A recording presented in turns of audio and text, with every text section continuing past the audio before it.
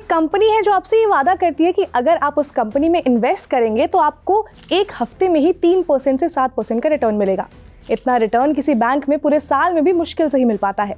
Investors का भरोसा जीतने के लिए कंपनी शहर के बड़े बड़े 5 सितारा होटलों में इवेंट्स भी करवाती है। रातों रात पैसा लेकर फरार होने वाली कंपनियों में अपना नाम शामिल नहीं होने देती। फिर आप उस कंपनी के बातों में आते हैं और उससे जमकर लाखों का इन्वेस्टमेंट भी कर लेते हैं उस कंपनी में। शुरुआत में आपको बढ़िया रिटर्न भी मिलता है, यहाँ तक सब कुछ सही चल रहा था कि अचानक से ये रिटर्न्स मिलने कम हो जाते हैं या यूँ कहें कि बंद हो जाते हैं और पता चलता है कि उस कंपनी ने लोगों के साथ लाखों की ठगी कर ली है। मुंबई शहर जहां एक टाइम में फिर हेरा फेरी जैसी फिल्में उस शहर में बनी थी, वहां पर आज भी इस तरह का स्कैम हो रहा है। अभी हाल ही में एक ऐसा ही स्कैम का खुलासा भी हुआ है। तो क्या है वो स्कैम, जानेंगे इस वीडियो में। हेलो, मैं स्वर्ण और आप देख रहे हैं स्विच। टॉरस एक ज्वेलरी स्टोर शोरूम जिसके महाराष्ट्र में 6 ब्रांचेस थे।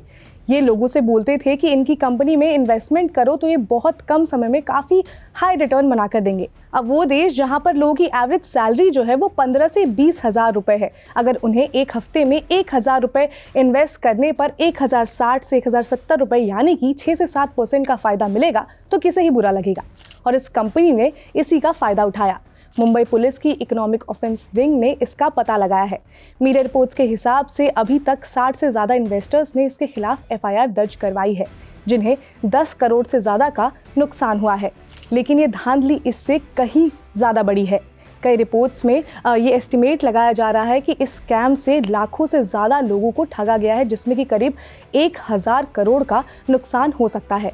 हालांकि इसकी जांच जो है वो अभी भी चल रही है, तो एग्जैक्ट नंबर्स अभी सामने नहीं आए हैं। तो ये स्कैम है क्या और कैसे लोगों को ये अपना शिकार बनाता था, ये भी थोड़ा जान लेते हैं।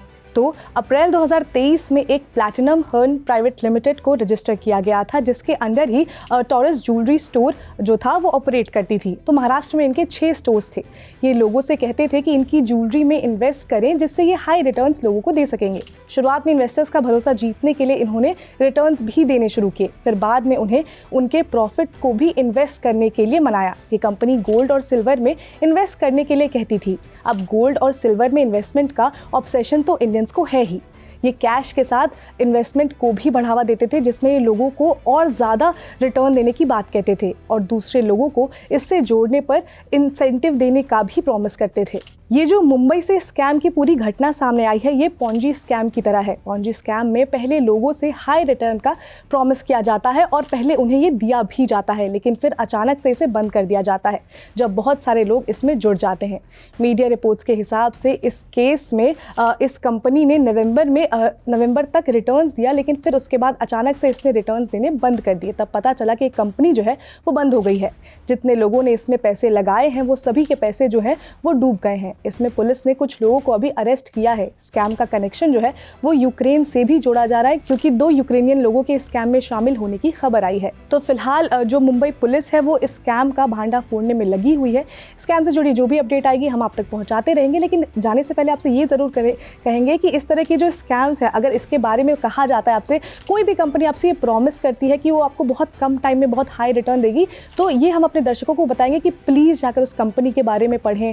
जो भी आरबीआई की गाइडलाइंस है उसके बारे में पढ़ें। बिना पढ़े और बिना समझे किसी भी कंपनी में इस तरह से इन्वेस्ट ना कर दें, क्योंकि ये कंपनियां जो है वो इसी का फ़ायदा उठाती है और लोगों के जो लाखों की इन्वेस्टमेंट होती है उसको लेकर भाग जाती है।